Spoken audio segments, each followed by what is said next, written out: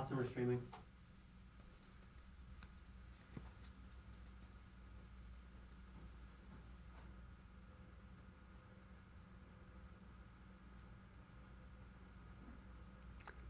Nancy Pelosi, breaking news. Nancy Pelosi has yammered on about nothing in order to subvert our laws and undermine the constitutional order for about 37 years.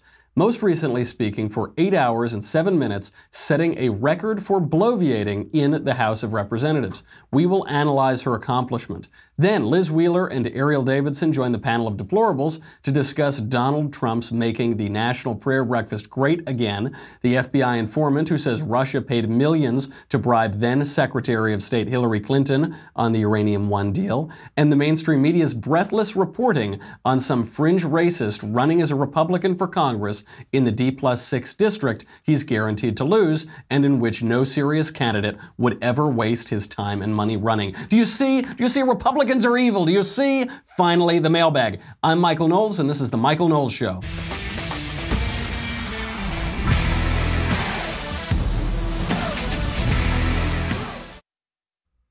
So, before we get to this, there's a lot going on. Before we talk about this ridiculous display that people are completely getting wrong, they don't really understand at all what the historical context is for Nancy Pelosi running her mouth, which she's been doing for decades and decades, but she did for 8 hours yesterday. Before we do that, we need to thrive. We need to talk about Thrive. This is a much nicer news than Nancy Pelosi. Thrive Market is my new favorite online store. Now, you know this. Obviously, I'm in the broom closet of the Ben Shapiro Show. Occasionally they'll give me some water to drink, but it's not like I get a paycheck or anything. The one nice aspect is I sometimes will get products so that I can eat them and occasionally have sustenance when I come home from the office. Thrive Market is my new favorite online store. They sell all the top organic and healthy products at 25% to 50% off, shipped straight to your door. Next to each product, it shows retail price versus Thrive Market price, so you can see exactly how much you're saving. These are the best quality products. Thrive has all of the top premium healthy and organic products.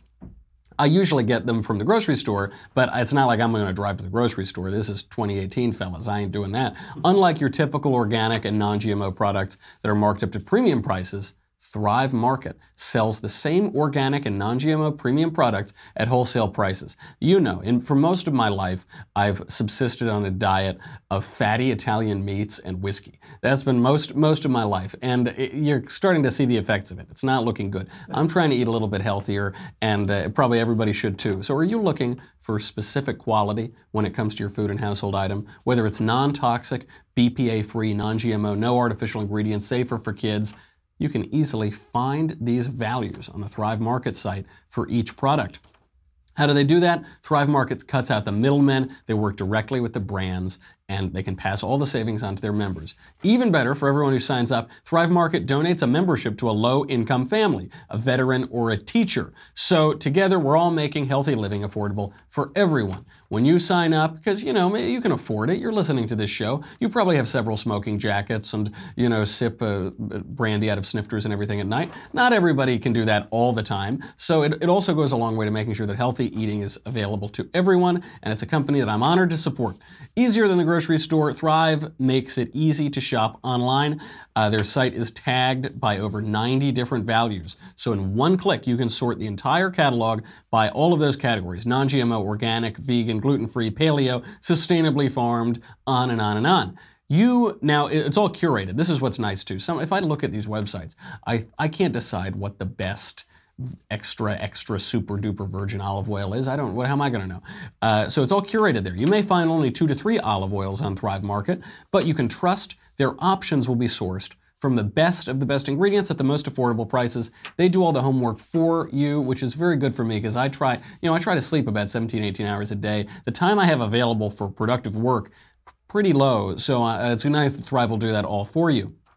Today, just for my listeners, get $60 of free organic groceries. $60 of free stuff. Do it. Plus free shipping. So they're not even going to say you have to pay $1 gazillion for shipping and the discount goes away. You get $60 of free organic groceries and free shipping and a 30-day trial membership.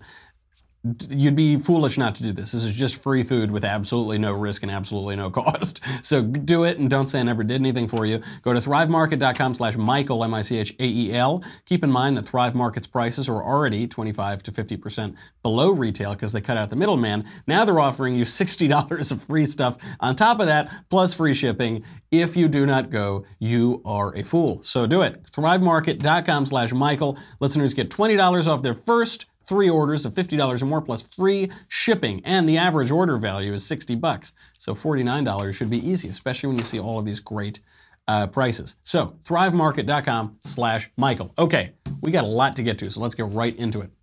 Nancy Pelosi spent all day yesterday yammering away. Not exactly a man bites dog story, but she set a record for the longest speech in the chamber's history. What was she talking about? Well, it must have had something to do with the topics Americans really care about, right? The economy, government corruption after all those damning FBI texts from the Obama administration, the evidence that Russia paid off Hillary Clinton as Secretary of State. Maybe it was about healthcare reform, law and order, terrorism, right? Something like that? No, take it away, Nancy.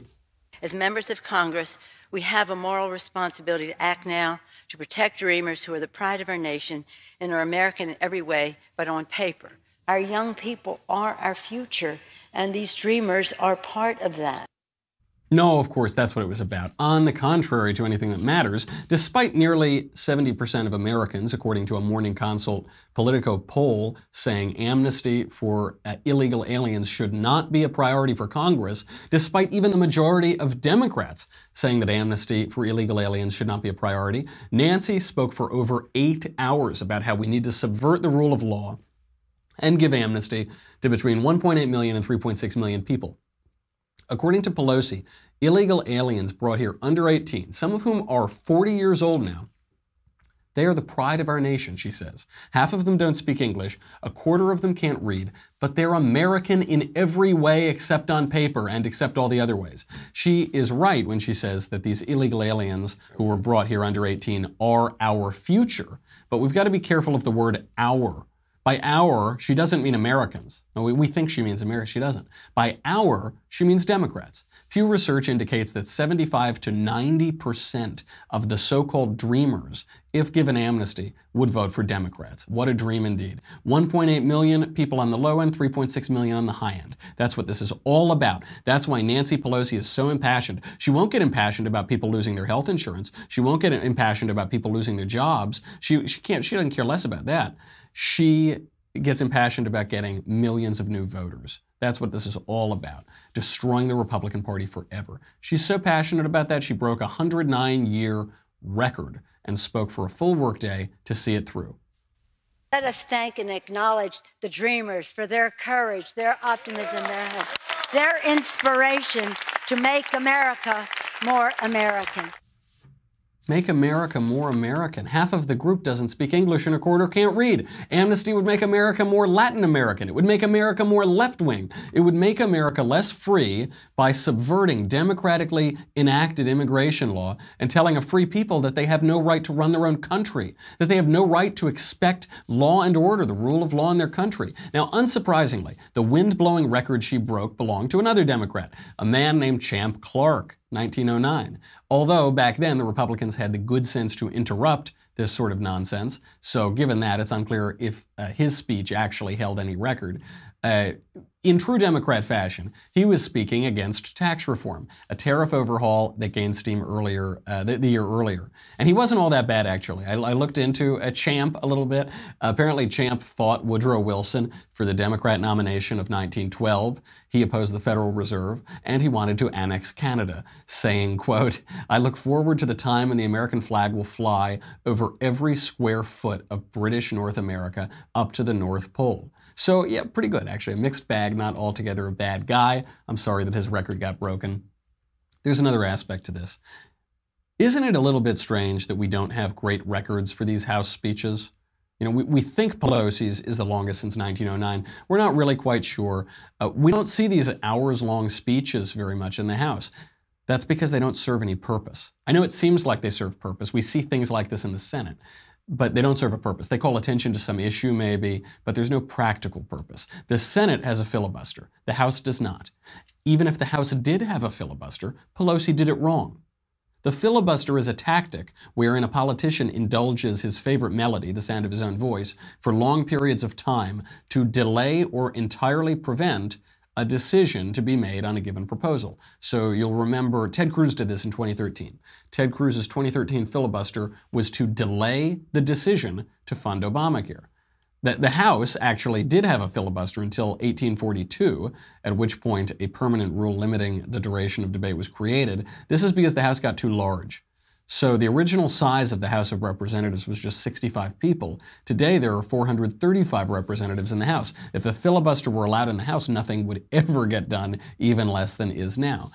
But this is what we get out of a shallow and superficial culture. We don't get a real filibuster about a real issue that affects real Americans. Instead, we get a fake filibuster about a glib euphemism like Dreamers that only pertains to non-Americans.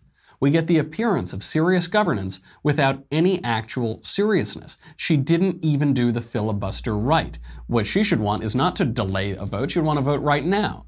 She didn't even do it right. All of this we got to benefit Democrat politicians and foreign nationals. Is it any wonder that Make America Great Again resounded with voters? Absolutely not. We've got to bring on our panel to talk about the news. But, we've got OAN's Liz Wheeler here. We've got Ariel Davidson.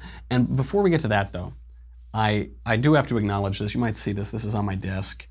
I got some nice, beautiful flowers here. I didn't know who they were from. I assumed they were from Sweet Little Elisa. That absolutely not a chance. And I got a card from Drew. And it was a little card. Drew sent me these flowers, obviously, to apologize for every single weekend for the last 2 to 3 years. He has ruined my weekend. Every time he made me watch Barry, the Barack Obama movie. He made me watch South Side with You. I've had to go to women's marches.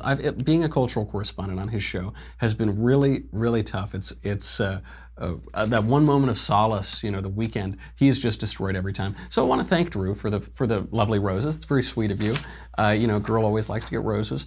And these came from 1-800-Flowers. So living dangerously can be a thrill, but waiting until the last minute to purchase a Valentine's gift, that is playing with fire. That's why Drew knows to get these earlier than I have. I have to get some now too for Sweet Little Elisa. So don't delay. Go to 1-800-Flowers.com. That's 1-800-Flowers. It always has your back in these tough situations. Right now you can get 18 enchanted roses. I am enchanted. Drew has enchanted me with these roses for only $29.99. That is a really good deal. I send flowers around a fair bit. I have family all over the country and I'll send flowers sometimes. That is a great deal. 18 enchanted roses for only $29.99. Go to 1-800-Flowers.com, and I guess you've got to use the code KLAVAN, K-L-A-V-A-N. He gave me the flowers, so you should use his promo code. Keep the lights on in there. 1-800-Flowers.com, promo code KLAVAN. Order it today. All right, thank you, Drew. That was very, very sweet of you. Do we have our panel? Are they here? Excellent. Ladies, thank you very much for being here. This is really nice. After a bald man from the next room gave me my Valentine's flowers, it's nice to see your face. This is balancing things out a little bit. Thank you for being here. Today is the National Prayer Breakfast. Trump's comments at the prayer breakfast. President Trump's comments include, "We can all be heroes to everybody and they can be heroes to us as long as we open our hearts to God's grace. America will be free, the land of the free, the home of the brave, and the light to all nations. America is a nation of believers, and together we are strengthened by the power of prayer. Our rights are not given to us by men, our rights are given to us from our Creator. No matter what, no earthly force can take those rights away." Compare those comments with Nancy Pelosi a few years ago. 13, 15, and 17, we know that this message, this command of love, is not confined to the New Testament. The same message stands at the center of the Torah and the teachings of the Prophet Muhammad too. From the Torah, it says, "Love your neighbor as yourself." And from Muhammad, "None of you has faith until he loves for his brother or his neighbor what he loves for himself." Do you ever notice these Democrats, they always call Muhammad the Prophet Muhammad as though but I don't think he's the prophet. Most people on earth don't think he's the prophet. They don't refer to the Messiah, Jesus, do they? How about, after that, Barack Obama's obtuse and historically ignorant babbling at the prayer breakfast himself? And lest we get on our high horse and think this is unique to some other place. Remember that during the Crusades and the Inquisition, people committed terrible deeds in the name of Christ. So we'll get to that in a bit, because also nonsense. Liz, so many on the religious right have held Donald Trump at arm's length because he joked with Billy Bush about things that he likes to grab, and he's lived sort of a tabloid lifestyle. Should Christians in America embrace President Covfefe? Okay, a couple of things. First of all, I did some research, and I hope we're allowed to disagree with you on this show. No, because never. Not once. I don't know if evangelicals actually have held President Trump at arm's length here. If you look at Pew Research, they did a survey of evangelical voters. This was mid-year last year, about 6 months into the Trump presidency. They found that over 75% of evangelical voters supported President Trump. Now, you might remember hearing on the mainstream media that evangelical voters were starting to distance themselves from the president, that they weren't as supportive as they were when they cast their vote for him. That was propagated by Newsweek magazine, who did a survey in which they used, in my opinion, very biased wording for their questions. They didn't ask about the policies that Trump was pushing. They asked if these evangelicals would support President Trump no matter what. Of course they got a response that said only 30% would support the president no matter what. It's a great question, though. Should we as Christians, I'm not saying you're telling other Christians what to do. I am telling them what to do, but I'm sorry, go ahead. No, I'm about to. I'm just gearing up for it. Yes, I think Christians should support President Trump, because all we have to do is look at the policies that he's implemented. We just have to look at the comparison. Which party right now in our country is offering protection for unborn babies, offering to treat unborn babies like the people that they are, and which party is saying, no, look, you have a right to, and we should celebrate that right, to rip these babies limb from limb. That's the Republican Party. And sell their limbs and sell their organs. Don't forget that part. There is a market incentive to it. Right, but it's not just abortion. We can look at any of our rights, our God-given rights that President Trump was talking about, and we can ask ourselves, which president has protected that? Well, our First Amendment right to free speech, President Trump's protected that. Our First Amendment right to practice our religion the way that we deem best, not the way the government deems best. President Trump has already put protections into place. The Hobby Lobby ruling, appointing Supreme Court Justice Neil Gorsuch, rolling back the contraceptive mandate, our right to protect ourselves, our Second Amendment rights, our families to bear arms. President Trump has protected that. Everything that he's done has been a protection, or just about everything he's done has been a protection for our God-given rights. So, of course, no excuses for his character, his bad behavior, but yeah, as a Christian, I support President Trump. That sounds right to me, Liz. And, you know, I do notice in the Bible, with the exception of one man, just about everybody that God uses for good purposes is maybe a little flawed, maybe even more flawed than the sort of fellow who jokes around with Billy Bush. And a lot of good things came out of that, too. That is absolutely right. And you're right, evangelical Christians, despite ridiculous fake polling, have supported President Trump, much more so than Catholics and mainline Protestants. So that is certainly a point in their corner. Ariel, American politicians have for decades extolled the alleged virtues of Islam and multiculturalism, while they flagellate Christians for a defensive war that took place 800 years ago about which they know absolutely nothing. Should American politicians be less multiculti and more vocally Christian? Well, I have 2 points to make on that. So I want to backtrack a bit to Obama's comments. I actually didn't have a huge problem with Pelosi's comments, but Obama's comments at the 2015 prayer breakfast really got to me in the sense that, you know, this is this follows a long thread of sort of putting down the idea of American exceptionalism, or sort of shifting blame onto America. And so baked into the left's idea of multiculturalism is at the same time juxtaposed with putting down America in some way, and putting down sort of, majority Christian nation. And that, to me, is what's wrong. What I would appreciate seeing is actually along the lines of what Pelosi was trying to say, I think, was celebrating religious freedom in America, which has always been the crux of religious liberty in America, is celebrating the idea that you can practice your religion freely, whatever your religion may be. And I don't think that needs to be, in fact, I think we should be celebrating the idea that we're united by this devotion to protecting religious freedom. That should be what unites us. I think that, and that message got very, very polluted and lost, particularly by Obama, when he made a mission to show that American exceptionalism, America is not as exceptional as you think it is. No, I think America is wonderfully exceptional. I think, and what makes us exceptional is that we do give everyone the right to practice their religion freely as long as they're not harming others in the process. And so for me, I actually, I took greater issue with Obama's comments because I think, and if we go back further into his speech, his response was actually directly related to sort of trying to equalize, radical Islamic terror by saying, now, wait a minute, the Inquisitions and the Crusades were done in the name of Christ. And I think that's just completely inappropriate. It's the wrong setting to be doing that.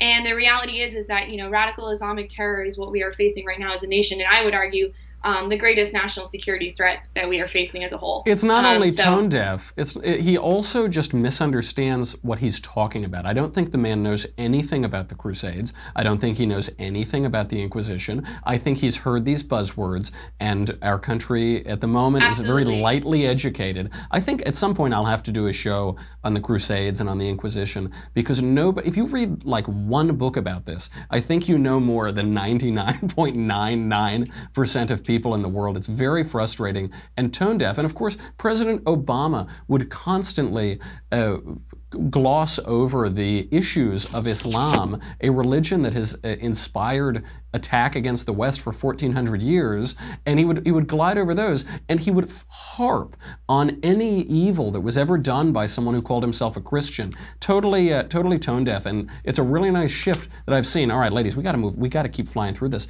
An FBI informant named Douglas Campbell has informed 3 congressional committees that Russia paid millions of dollars to a U.S. lobbying firm to bribe then Secretary of State Hillary Clinton by helping her husband's foundation during the Obama administration.